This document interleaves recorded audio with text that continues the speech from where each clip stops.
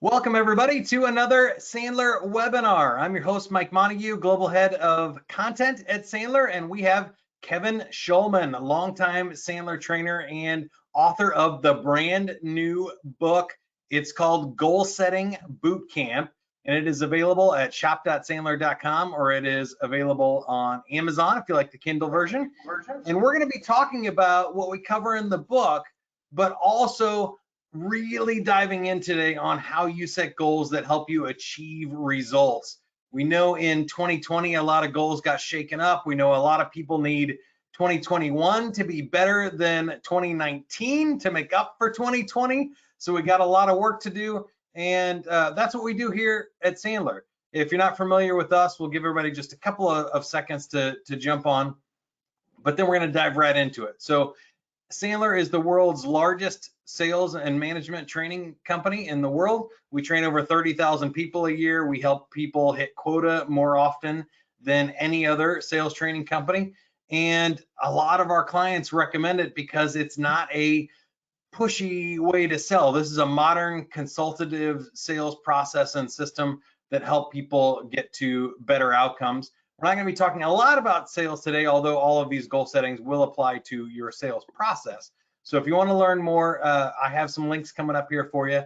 But there's one more thing I want you to know up front, which is we have a ton of information, especially around goal setting. We have a full goal setting course.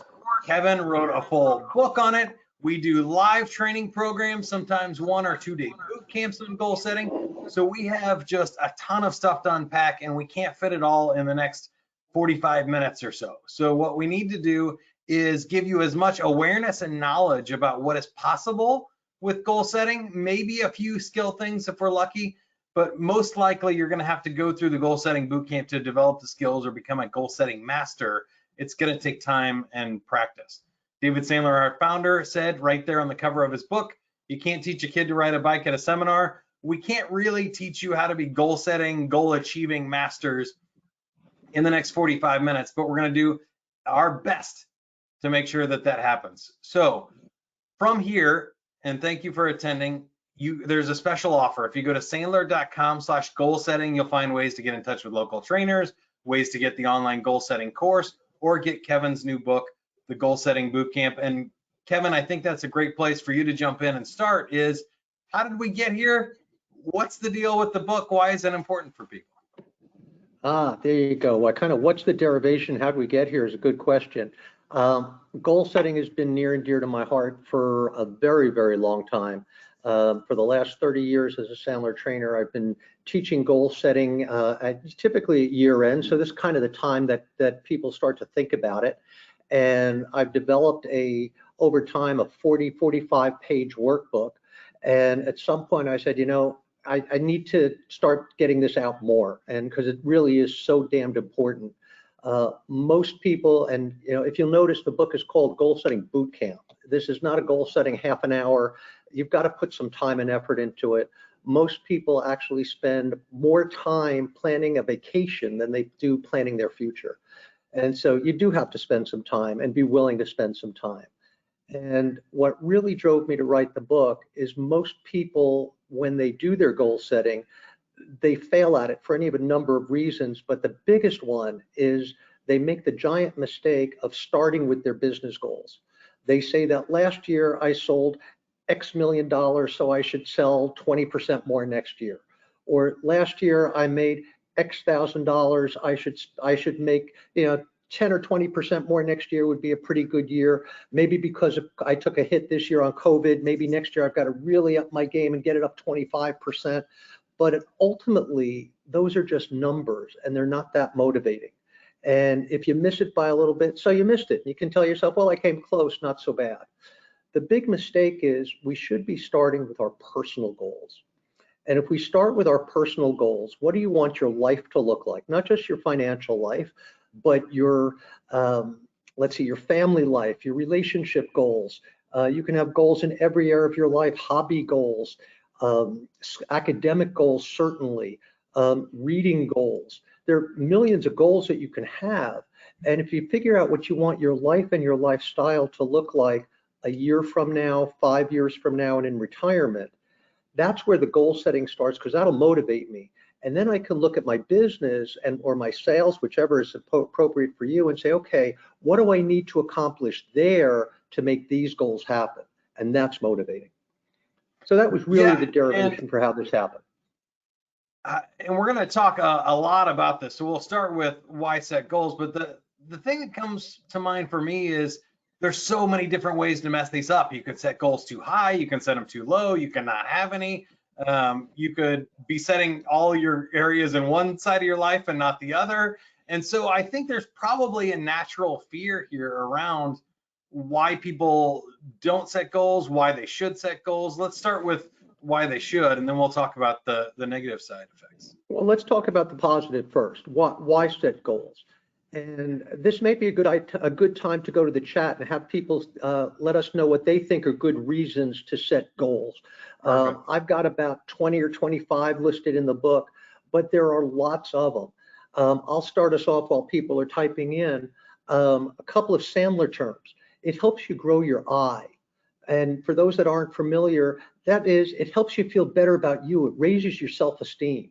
When you set a goal and you accomplish it, there are very few things that are more satisfying that can really make you feel better about yourself.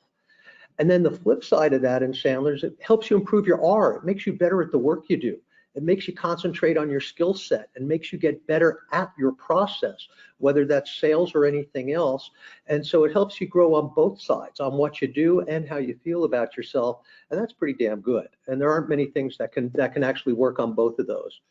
There are certainly lots of others. Makes you aware of all of your strengths and your weaknesses.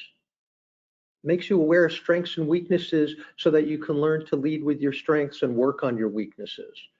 I just saw someone sent it on the chat. Helps you identify successes so you know when you've hit some milestones, and that's critical. And, yeah, I saw focused in here. I see seeing people write a lot of good stuff. Absolutely, what I always call the Pat Riley word, focus. He was intent on focus. Absolutely. Forces you to set priorities and figure out what's important to you and what's less important to you. And we're so often focused on just what's in front of us right now, and that becomes the most important instead of thinking about what should we be focused on based on where we want to go and putting a roadmap together. One that very few people think about is it eliminates daydreaming. And that's an odd one because so many people walk around and say, well, someday I'll make that $1 million sale, and someday I'll be a millionaire, and someday I'll retire down to an island. And it keeps you from doing that and forces you to focus on the reality of what you have to do in order to get there. So I like that it eliminates daydreaming. And someone just put in the big one, the biggest one of all. The biggest reason to set goals is it works. Ultimately, it works. If you do it and you do it the right way, it works. And there's a great story. Yeah, go ahead. Go ahead, yeah. There's a great story that I actually couldn't put in the book, and I'll give you the reason why we couldn't put it in the book afterwards, but it's the Yale story. Back in the 1950s, they did a long-term longitudinal study with the graduating class of Yale, and they gave them a 100-question survey. And two of the questions were, do you currently have written long and short-term goals and written plans to achieve them? And most people would think that a bright group like that, a lot of them would have that, but it turns out only 3.5% of the graduating class of Yale had it. And 20 years later, they went back to the same group and they gave them a different 100-question survey about all sorts of things going on in their life. But one of the questions was, what is your current net worth, assets over liabilities?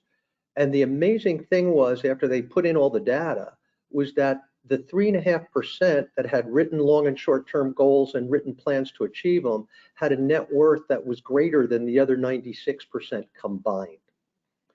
And when I read about that back in the late 70s, early 80s was when I became a goal setter.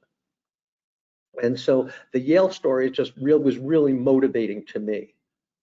Now, the interesting thing is, and that story is legend, and anybody who studied goal setting has read that story many times. Ultimately, we couldn't put it in the book because it turns out it's urban legend. Yeah. But I still love the story. I still love that story. So, It's okay. been So, published by self-help gurus in many, many a book. So it has definitely been touted for sure, except everybody except for Yale, it turns out. So exactly. why would people not want to set goals though? I mentioned some of them earlier. There's some fears that you might mess it up or say, hey, Kevin, I'm working as hard as I can. Goals are great, but I'm already trying hard. Why would I want to set goals? Or what if I miss them? There's a lot of stuff that, and you can chime in the chat These are here all on fair. this one These too. are all fair. And I'm already working as hard as I can. I hate that one. Because and ultimately these are all excuses, that's what it really is. But that one I really hate because every year when I sit down to do my goal setting, I always start with two things. How do I make more money and how do I work less hard? And I absolutely believe that those two things are not mutually exclusive. And there are many, many ways to figure out how to do that. And so I'm already working as hard as I can. If I'm working as hard as I can, I'm doing something wrong. And I really believe that. But Mhm. there are lots of reasons that I hear, and again, they're all excuses. I don't have the time to really sit down and write them out, which again, just dumb. Um, um, I did it once before and I didn't hit all my goals, so I'm not so sure. True story, I had a guy that came into my goal setting one year, actually came 2 years in a row. And every year we do an all-day goal setting program. It's a boot camp. And he sat down and he said, this stuff doesn't work. He announced it early in the program. And I said, what do you mean this stuff doesn't work? And he said, listen, I was here last year, and last year I set 27 goals, and I only hit 23 of them. So you see, it doesn't work. Now, everyone in the Mhm. program was laughing, but he really meant it.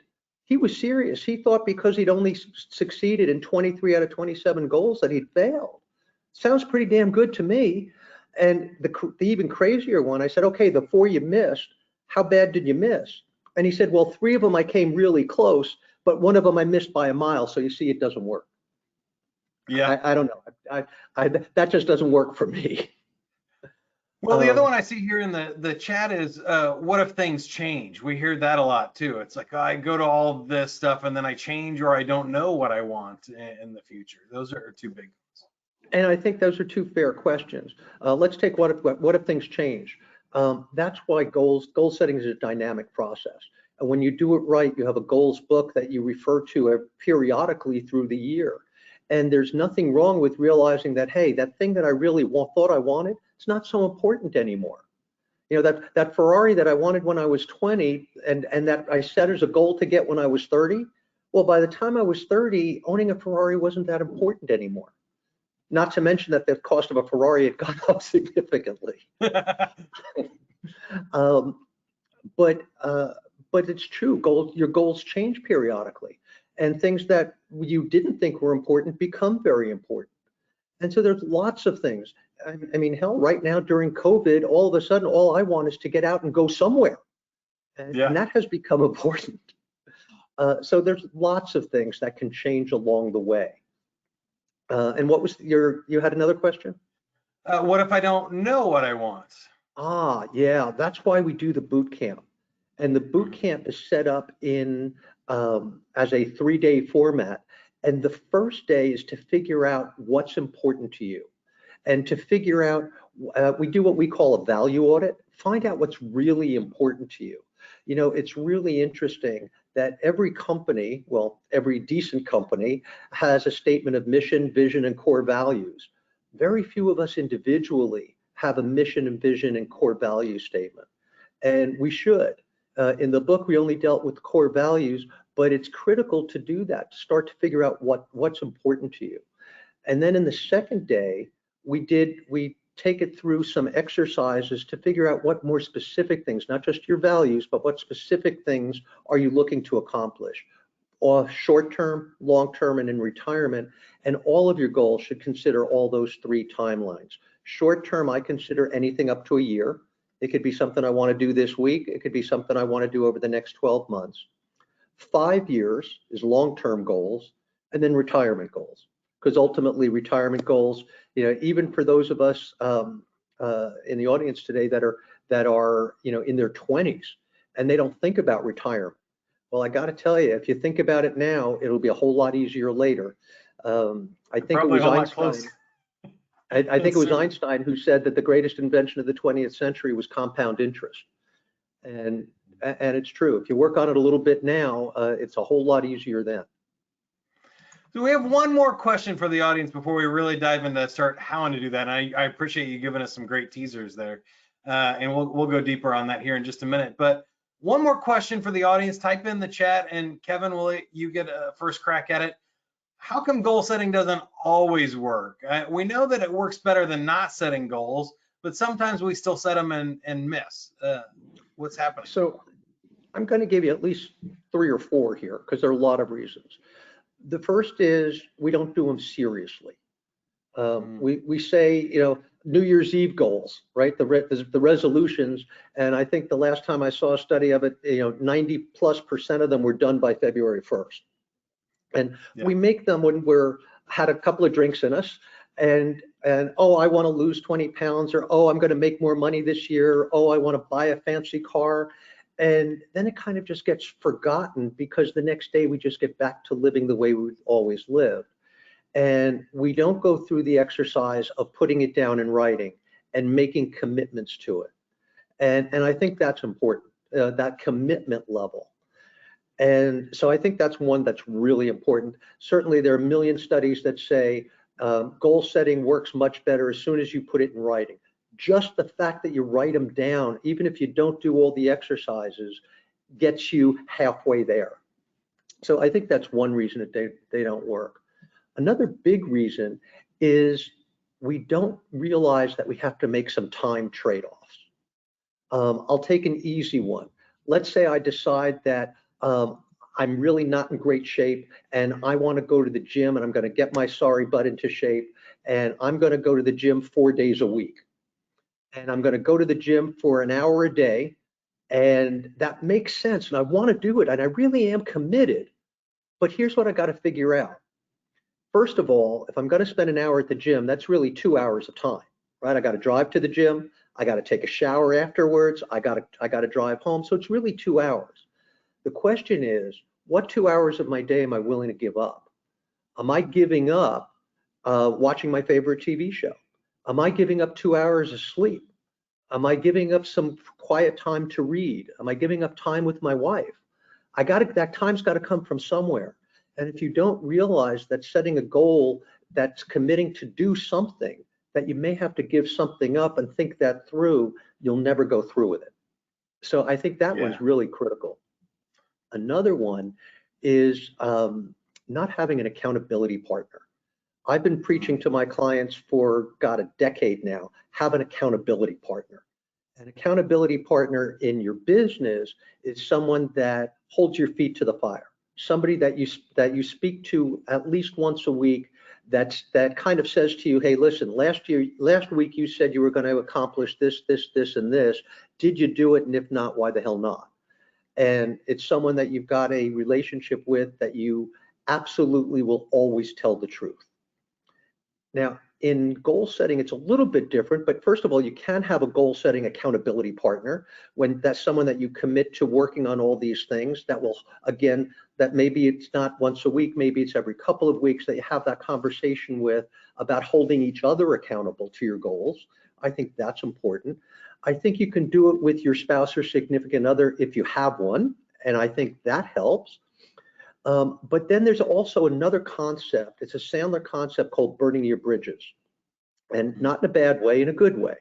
It refers to the old explorers that burned that after the ship landed, they burned the ship, so there was no going back. And it's that same concept of burning your bridges. What we mean is going public with your goals, letting other people know that you're committed. It's one thing to say to yourself that, this year I'm going to buy myself a new car. It's quite another thing to say to your next door neighbor that by Christmas there's going to be a new Mercedes in your driveway. It's a whole other level of pressure you put on yourself, and it's okay. Self-pressure's all right. It helps to make things happen. And so I'm really big on burning your bridges and letting other people know what your goals, dreams, and visions are, because other people will start to hold you accountable, and accountability is always a good thing, never a bad thing. Oh, I Give think you one. that's great. Yeah, go ahead. Go ahead. I'll give you Well, one more. One more is that some of us know it as the 4 quadrants of behavior, right? There are things that we have to do that are important and urgent. Those are the things that, my hair's on fire, I have to get them done. Those are all the fires you're putting out, reacting to all your clients during the day. Then there's the not important, then there's the important but not urgent. Then there's the not important and not urgent, and whichever one I left out, the important but not urgent. And the key is to spend more time and block out time in your calendar to do the things that are important but not urgent. And the key lesson there is the more time you spend doing the important but not urgent, the less time you have to spend in quadrant 1 doing those crazy putting out the fires thing. And obviously you and I have had too many hair on fire issues, but what I've always found is the more time I set aside to work towards the vision and doing the things that are going to make me better and make my business better over the long term, the less time I've got to deal with those short-term emergencies, because those emergencies get taken care of by themselves. well, I think that's huge because of what you kind of said here a couple of times in this section. Most people think they give up on their goals because they got something urgent, hair on fire, that came up, and it's not my fault. It's the world got in the way. But the honest truth is really the opposite of that. Most people decide they're not willing to do what it takes to get to their goal anyway, right? So some people this year in COVID weren't affected at all. They're having great years. Look at Zoom video conferencing or somebody else.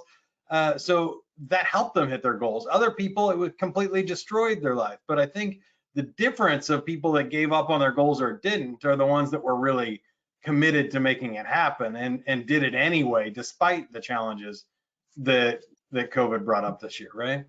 And I think, Mike, you're making a really good point, and you used a really 2 good words in there: accountability and responsibility. And the opposite of responsibility is blaming. And I think it's really important to come to a conclusion that I am responsible for everything that's happened in my life. All the good stuff, I take the credit for it. All the bad stuff, I take the blame for it. One way or another, I caused it. And as soon as I do that, it makes everything easier. And it's not the economy, stupid, because there are other ways to do things in the economy. It's not COVID. Yes, COVID had a huge effect, no question. But what did you do with it once it hit? What did you do with it once it hit? I know one person that before we realized how important it was going to be, he got in the plexiglass business. Wow. Right? Just really smart. He thought it through and really smart got into it. It's how do you deal with it when it hit? And there's no question that in my business, when it first hit in March, for about 2 weeks, we were in shock and realizing that, hey, our clients weren't coming to us and we had to figure out a new world order.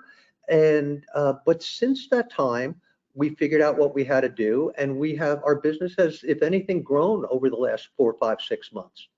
And so we owned it, and we got to take responsibility for it. And I think that's critical. And then let's talk about time here a little bit, because this is another big one. And this is our first kind of your set of to-dos from the book. We've kind of been talking about the situation, but we want to transition into how do we really get after this and get it done in a way that helps us achieve our goals. And I think the first one too is a lot of people may have given up on their goals because 2020 wasn't going to work out. Well, that doesn't mean it's not even done yet. First of all, right? But secondly, that just doesn't mean that the goal is bad. It may just be that your time frame of your expectations for this year was off, right? So time can have a lot to do with our goals. So it does. And I've got 2 different time exercises. They're kind of related, but 2 different ones. The first is, and if everybody would just kind of think about this, what would you do if you were given the gift of time? And I'm going to give you 3 or 4 or 5 different ones. What would you do if you got a free hour and unexpectedly you got an hour, you could do anything you want with it? What would you do with it? What would you do if you got an extra day? A free day, unencumbered, you could do anything you want with it. What would you do if you got a month? An extra month, you could do anything you wanted with it. And what would you do if you had an extra year? And it's an interesting exercise. I do this exercise with my clients every year, and I do it with them. And my answers are subtly different every year. But what I always found was interesting, at least for me, not necessarily for anybody else. But when it's a small amount of time, I'm selfish with it. When I'm, if I can get an extra hour, I either want to get a massage or I want to take a nap. I mean, that's me time. Give me an extra day. I got a couple of books I've been wanting to get caught up in. I've got a couple of things I want to do that it's me time. But when it's give me a month or give me a year, now I'm thinking about what can I do and really accomplish something that's not about me, that might be for others, that might be doing some good. I talk about going on an archaeological dig and how much fun that would be, and it would be enjoyable to do, but it would be volunteerism at one level or another. And so I think it's interesting to look at that kind of an exercise just to see what some of the things are that are important to you that you would think about doing. Because with the longer time frames, I always think about some form of volunteerism, but other people think about, okay, I want to travel around the world, and that's fine. It doesn't matter what your answer is. There's no right or wrong. Trust me, I'm a travel junkie. I've traveled more than most people, and I do that anyway. So I don't do that when I have that as an extra block of time. And then the next, I was just going to jump in there and feel free to share in the chat if you want to ideas for this, because we'll collect them. I'm always looking to steal people's goals when they have great ideas and add them to my list. But, absolutely. But the thing I noticed there is most people overestimate what they can do in an hour or a day, and they underestimate what they can do in a month or a year, right? And especially if we go out 10 years or longer. So initially, when you said a year, I was like, well, that's harder, right? Because if I have a free hour, I can fill that up really easily. We all kind of run into those from time to time. But if I had a free month, I could write a book and still have plenty of time to do other things in a month. And in a year, I have to have some really. A book in a month is not as easy as you think. Getting it published, certainly not. But getting the words down on the page, you can get that done. But when you look at it, a year, that has to be something really big. There's a lot of time in a year. A year is a long time. You can learn a language in a year. You can go to another country and be immersed in that language for a year. Yeah. And how much fun would that be to do if you were into language? I'm married to someone who's into language like that and threatens to do that sort of thing. I'm not into language. I lack that particular facility, so it's a little bit of a battle we have. But there's so many things that you can start to think about and imagine. And the idea of the exercise is just that. It's to get your imagination going. So let's do the other. Another thought on time. Yeah. So let's do the other exercise on time. Jot down, and everybody do this, jot down a goal, a real big goal that you might want to accomplish. Jot down a goal for next week, or jot down a 1 week goal. Then jot down a 1 month goal. Then jot down a 1 year goal. Then jot down a 5 year goal, a 10-year goal, a 20-year goal, and a 100-year goal. And I remember the first time I did that exercise, and I had no problem until I hit that 100-year goal. And I was a little bit stumped until it came to me that that's where you start to think about legacy things. And that's where you start to think about your future generations. And if you don't start thinking about that, then you never do anything to work on it. And I was talking to a client of mine who's a financial planner, And he said, you got to start thinking about, and he said the conversation he has with all of his clients is, are you looking to maximize your life? Are you looking to maximize your kid's life? Or are you looking to maximize your grandchildren and their children's lives? And those are different questions, and how you answer them depends on how he's going to help you plan for your future, for your economic future. Yeah. Well, that's a really interesting question, and I would even stretch that out further. I haven't ever thought about 100-year goals, but what you reminded me of there is I saw a genetics study that basically after 400 years, if your genes survive, you are related to everybody on the planet because there's enough genetic mixing in 400 years that everyone alive 400 years from now you're either related to all of them or none of them. And it really changed the way I think about legacy then. Well, legacy isn't then just for my family, it's for everybody on the planet when you go out that far. Which is really cool. It is. And there it is. Are you going to do things for yourself? Are you going to do things for your family? Are you going to do things to do good for others that are not yourself and your family? Look at, the best example of that is look at Bill Gates and the Gates Foundation. I mean, they're curing diseases literally as we speak, and they are very motivated to do so, and they've got the economic wherewithal to do it.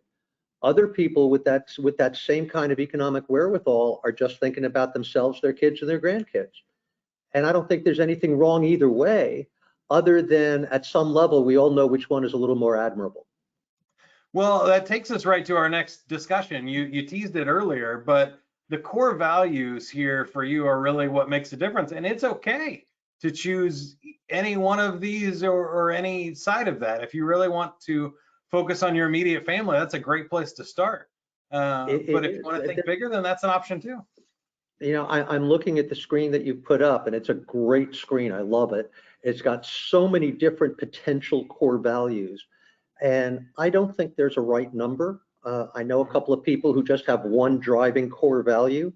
And I know some people that have 6 or 8. I think once you get much past that, it gets diluted a little bit. I actually have 4 that are to me, and I'm happy to share them, that drive me, and I try to live my life. And I think I try to make all my decisions based within these core values. And anything that if I start to do something and it's really opposed or antithetical to these values, it doesn't feel right. It makes me stop and examine, why am I doing what I'm doing? And usually what I end up deciding is I shouldn't be doing it. Because if it's not congruent with these values, it doesn't work for me. So my value, again, I don't want to in any way impose my values on anybody else. Everybody has a different words even for similar concepts. My first core value is something we call ethics, and ethics is vital to me. I study ethics. I sometimes teach ethics. Some people use words like honesty and integrity, and those are similar and related words, but they are somehow different. And I think it's important if you have a word that's like that as one of your core values. And trust me, I know some people who don't have words like that as part of their core values. But I think that's important. But if you do, figure out which is the word that really rings true for you and is the one that makes sense for you. My second one is responsibility, and I said that before. That's really important to me, to never blame anybody and to take ownership of everything that happens to me in my life, good, bad, and otherwise. And I think that's important. Another one is generosity. My goal is to always offer help before I ask for it, always leave things better than I found them. And I think that's just a core value that I live by. And I'm not telling you these to pat myself on the back and tell you how great I am.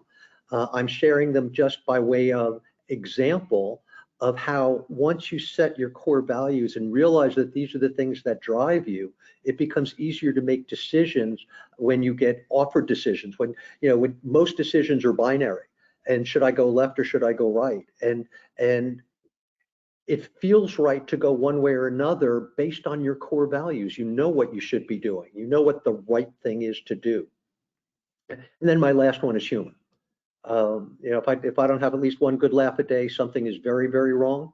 And anytime I can make somebody around me laugh, then I've had a good day.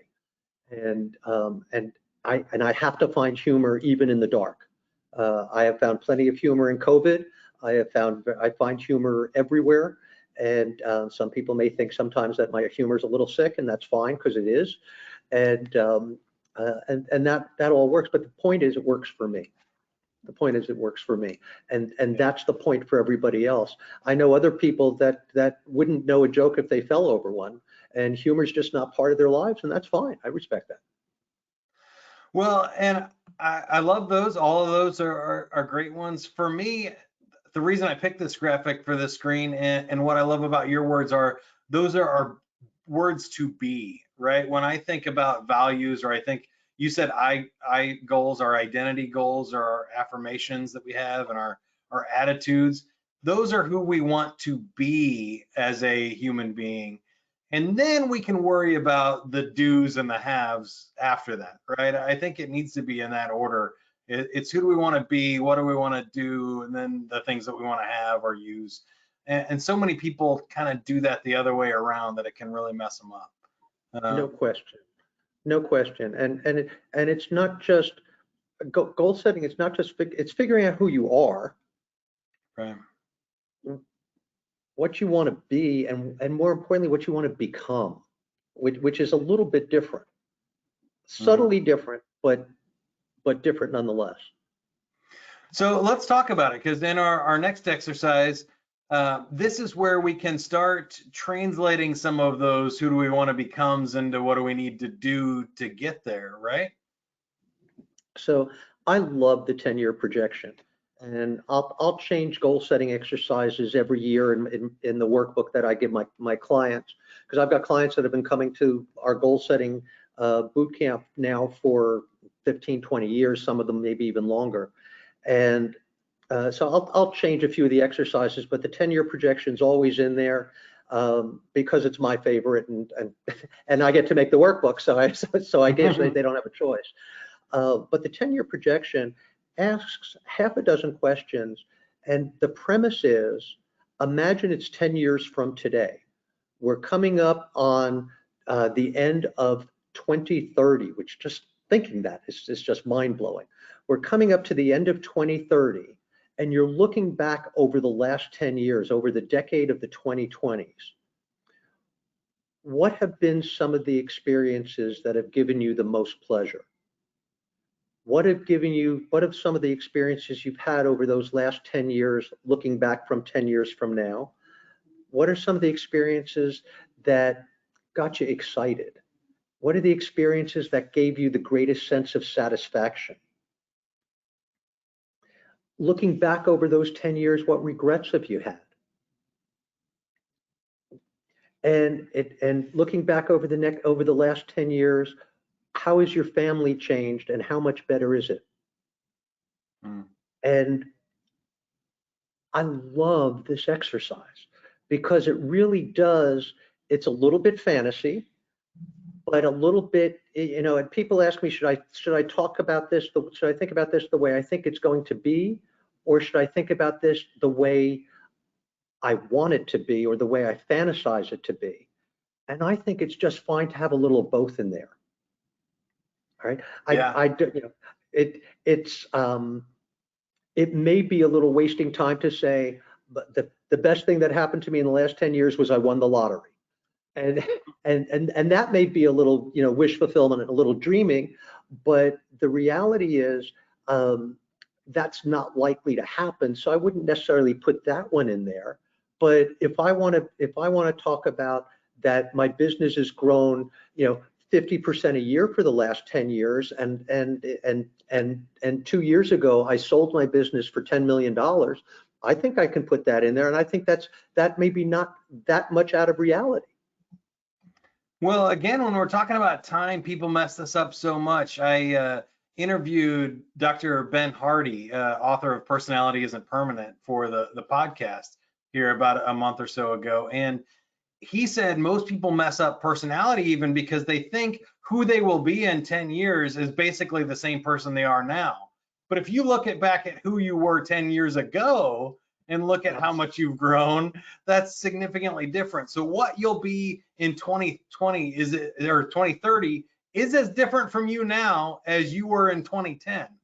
So sometimes looking back can help you realize how much and how gigantic these changes can be 10 years out. Well, and you just made me think, there are two things. One is there's a line I've been using a lot lately, which is what got you here is not what's going to get you there. And so you've got to have some change somewhere. But I always talk about how we tend to change. And typically we go through a process of more, better, and different. And when we have something, say I'm doing some LinkedIn marketing, and it's not going quite as well as I thought it would. So my first instinct is to do more of it. My first instinct is to just do more of what I'm doing. And if that works, then I stop there. But if that doesn't work, my instinct is to say, well, more wasn't the answer. Maybe I should do it better.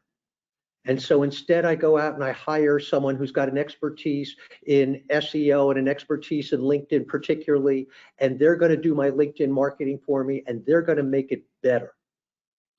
And at some point when that doesn't work as well as it should, I finally say, maybe I should do something different. And that's when I start thinking that maybe it's not just LinkedIn, but it's LinkedIn and some other forms of marketing. It's LinkedIn and some other social media. And that's when I can really start to change, is when I go from more through better through different. And until you get to different, you don't see it. And most people go through that. And so they do that in their relationships. They do that in the way they invest. They do that in their business, right? If I'm not, my sales aren't what they should be, I guess I should make some more cold calls. Mm-hmm. And when that doesn't work, well, I probably should learn how to do better cold calls. So I'll call Sandler, and we get clients because they want to learn how to do it better. And it's not until they realize that it's not just cold calling, but they have to do a number of other things. And how can I not only cold call, but do some networking? And how can I not only do some networking, but do some other things, and start experiencing the different, because it's never just one answer. And so sometimes we have to help our clients through the more, better, different kind of cycle that everybody seems to go through, both in their personal lives and in their business. I love that. I think it's huge because most people go straight to different and giving up on their goals, right? Oh, well, I tried losing weight, or I tried keto for a couple of days and I didn't lose any weight. So I'm going to try something different. I'm going to go vegan or something. And they give up and they switch, but they didn't try, just trying longer, try harder, do more of this. And sometimes that's where the success is. It's right there in that first one. And there's another piece. They don't realize that they should reward themselves for partial achievement of a goal. They think it's an all or nothing. So they set the goal on New Year's Eve that I'm going to go to the gym 5 days a week. And first week they go 5 days. Second week they go 3 days, and they go, you see, I can't do this anymore. I only went 3 days, so I'm a failure. I might as well give up completely. Well, hell, you went 8 out of 10 days. I think that's pretty good for starting and trying to get yourself into some new habits and starting a new routine. I think that's pretty damn good. So you've got to, at some point, start rewarding yourself for part-time. In fact, I think I may have mentioned this story to you before, Mike. There was a client I had that his goal was he had to lose 125 pounds. Now, that's a big goal. That's a very big goal, and it's daunting. It's daunting because when you lose 20 pounds and nobody notices, that can be depressing. And he said to me, he said, listen, I know this is going to be long and hard, and I recognize that it's going to take a year. He said 10 pounds a month sounds like I can do that. He said, but how do I kind of reward myself for some interim goals? And I said, okay, well, what are you going to miss more than anything? He said, I'm going to miss ice cream. I said, that's my Achilles heel. He said, would it be okay if every time I lose 10 pounds, I go out and have a really big banana split, and hot fudge sundae, and all that stuff? Now that sounds counterproductive to the overall goal. And what I told him was, which I thought was kind of funny, was, hey, I think that's fine, but do that every time you lose 12 pounds, so you'll have a net 10. And and you know what? And that getting to 12 pounds so he could have that banana split, by the 25th of every month, that drove him to lose those extra couple of pounds for the end of the month. And he, in fact, it ended up taking him, I think, 13 or 14 months to lose the 125 pounds, but he knew that that was a success. That's awesome. Absolutely knew that was a success. But you got to give yourself some rewards for some of those interim wins along the way. I think that's important. Well, and I think what you said at the beginning is also important and we're going to transition to talking about habits here, but forgiving yourself for getting most of the way, right? I like two phrases here. One is yet.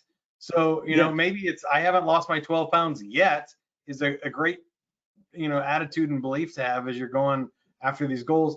The other one is from now on. And that's when I love that one when we fall off the wagon, right? If we're trying to quit smoking or we're losing weight and we ate the ice cream too early, it's like, okay, from now on, I'm a non-smoker. From now on, I'm eating healthy. And that gives you permission to forget all the stuff in the past. You can't do anything about it anyway.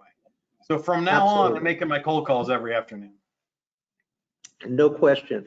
And I have an ex-partner whose his favorite line was, don't say you can't, say you haven't figured out how yet. Yeah. And I owe him at least one thing, that was it.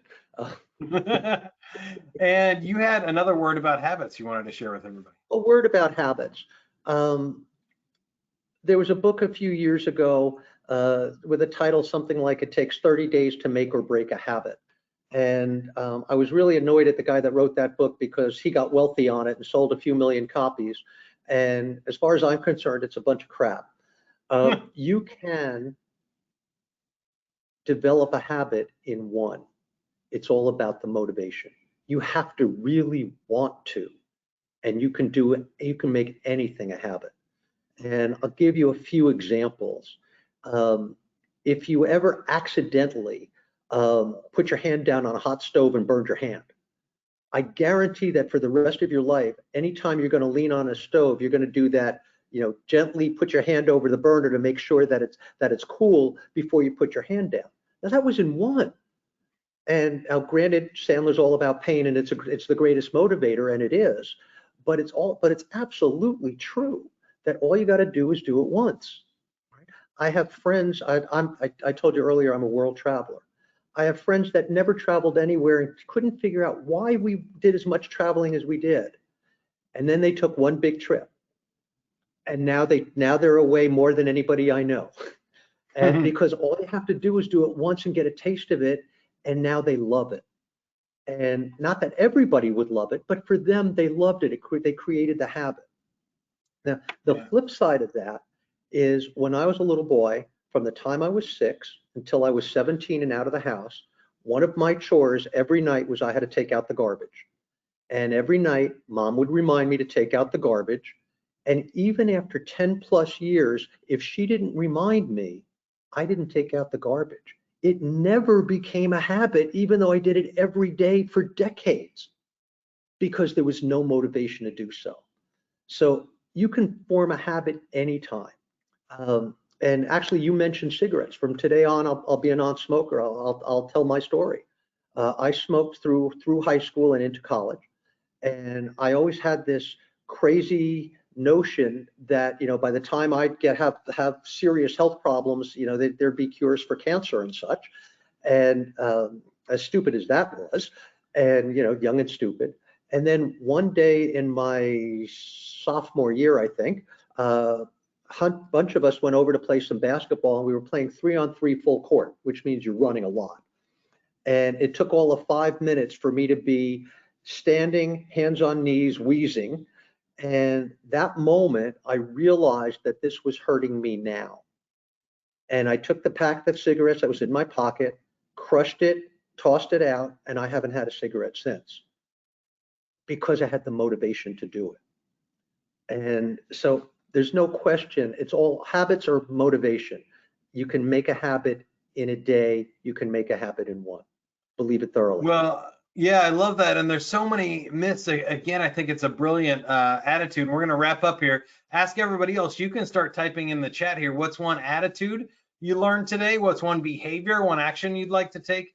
One technique or tool that you can use to help you set better goals. But what you were just sharing there, Kevin, I think is huge for me in the attitude bucket, is that it doesn't have to be hard. Goals don't have to be hard. Challenging goals help us feel fulfilled, but like you said with habits, like I didn't have to work on my pizza habit. I had pizza as a small child, and it will be with me for the rest of my life, right? That's not easy. I don't have to remind myself to get pizza and put that on my goals list because I know that's going to happen. So think about that when you're setting these goals. Like if it's something that you don't want or it's that hard for you to do, why are you doing that in the first place, right? Like pick something that's easy. So quitting smoking doesn't have to be hard. It can be easy, but also hitting your goals don't have to be hard. It can be easy and fun if you're motivated, right? And one of my favorite lines is, what if it wasn't hard? Yeah. What if it wasn't hard? You think it's hard, but what if it wasn't hard? All those things that some of the great people have accomplished, it wasn't hard for them. And what makes you think it's going to be so hard for you? So let's wrap it up for everybody. One attitude, behavior, and technique that you would want people to have leaving the webinar. I've seen some of the chats come in. I love that somebody said that their favorite attitude thing was to work on their core values and really put that in writing. And they kind of thought, because I understand you can think you've got that, you kind of know what your values are, but to really write down what are those basic core values that drive you is a real important lesson, a real important thing to do. So whoever it was that threw that out there, I thank you for that. Yeah, that's awesome. And that sounds like a behavior. What's your favorite technique in the book, Kevin? Well, I think the key is to, and now I'm going to shamelessly promote the book, is to actually go through the process, go through the exercises. Don't make it a half hour just scribble down some goals. That's a lot better than doing nothing. That's probably the number one technique. But the bottom line is if you do it right, it works, and you really have the power to change your life. And I've been blessed. I've seen so many clients that have literally changed their lives because they came in and started going through these exercises. So I can't encourage you enough to do it. So from a technique standpoint, do the exercises, take the time, sit down. Either clearly it can be done alone. I've done it alone in my life. But if you can do it with a spouse or significant other, or do it with an accountability partner, grab a friend who you're reading the book with and sit down and do it together. It just makes the process more enjoyable, not necessarily better, just more enjoyable. And then hold yourself accountable to it. And then that leads to the behaviors, of course. The behaviors are doing those things you have to do to accomplish the goal. And once you have the goals, you've got to have a plan for achieving them. And so there's no question that is critical. Quick story as an example. I had a client, a guy named Greg, who wanted to get a vacation home, a second home. And I asked him whether it was a house or the house, because goals need to be very specific. And he said, no, there's this little development putting up these little A-frames out in Pennsylvania, out on a lake somewhere. And they were very inexpensive. Houses were about $100,000 then. This was 10 plus years ago. But and I said, okay, how much more do you have to sell in order to do that? And what we figured out by doing what at Sandler we call a cookbook was if he made an extra 3 calls a day, he would have enough after a year to have the down payment and to be able to, on a regular basis, make the mortgage payment for that house. And I said, that's all well and good. And what he needed to do was put away an extra $1,000 a month. I said, that's all well and good, but it's easy to make those 3 calls, but then at the end of the month, that $1,000 is gone. I said, what you need to do is make the commitment as a behavior to open up a separate account at the bank called Pocono House and every week deposit $250. And if you will do that every week, that behavior, then at the end of the year, that 12 grand will be there for the down payment. And you'll every month have that $1,000 for the mortgage payment, which is all you'll need for a house of that kind of number. And in fact, he went out and did that. And a year later bought the house. And for me, that's a huge success story. But it really wasn't hard. It was 3 extra phone calls a day, but doing the behavior of actually making the deposit in the bank. Well, I love that, and it's a great technique too of the pay yourself first mindset. That if you have some goals to spend time with your family or have some fun or do something cool or save money like that, you can't do that with whatever you have left over because it's called Parkinson's law. Your work fills up the time allotted. So if you pay yourself first in time, money, resources, then let the rest of your work and needs fill up the rest, you'll have a lot better success there. We got a couple of minutes left here. I want to remind everybody of the website on the screen right there is sandler.com/goal setting. You can get the book, Goal Setting Bootcamp, right there in a special offer, along with a goal setting success course hosted by myself and Amy Woodall. And I do own another shirt. I just noticed I'm wearing the same one there in the course. We have an awesome video course there to help you and some other resources of local Sandler trainers that you can reach out to as well. So go to sandler.com/goal setting, Amazon and Kindle if you want the Kindle version of the book. It is the Goal Setting Bootcamp by Kevin Shulman, on sale now. Check it out. Kevin, any final words on the book, goal setting process, anything we missed today? Other than I shouldn't say this, but I'll say it because you were just talking that it's available Amazon at the Sandler Shop and on Kindle. I really recommend buy this book as a solid book, not as Kindle. Oh, yeah. There are a lot of it's a little bit of a workbook, and you're going to want to write in the book. And you actually do have permission to write in this book, even though mom told you never to write in a book. You have permission to write in the book. Get the hard copy of the book. It's not a lot of money. I think in Amazon it's like $15 or something. And get the hard copy. Do the exercises. Write in the book. Probably more effective than the Kindle version. Great point. And it's huge because you're not going to resell this book, right? You don't have to worry about it. Write down, share your goals. But when we've kind of hit on it a couple of times, but I thought that would be a great thing to wrap up on, Kevin, is writing these goals down, not just thinking about them while you're listening to the webinar makes a huge difference, but also sharing them with other people.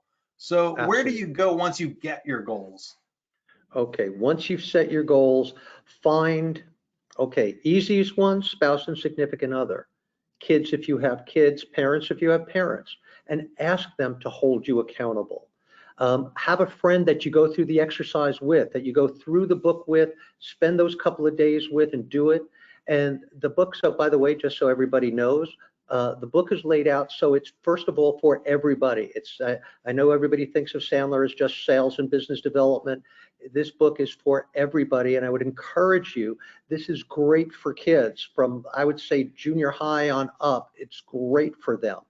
And a lot of studies on how goal setting helps kids grow and helps them to achieve more later in life if they practice goal setting young.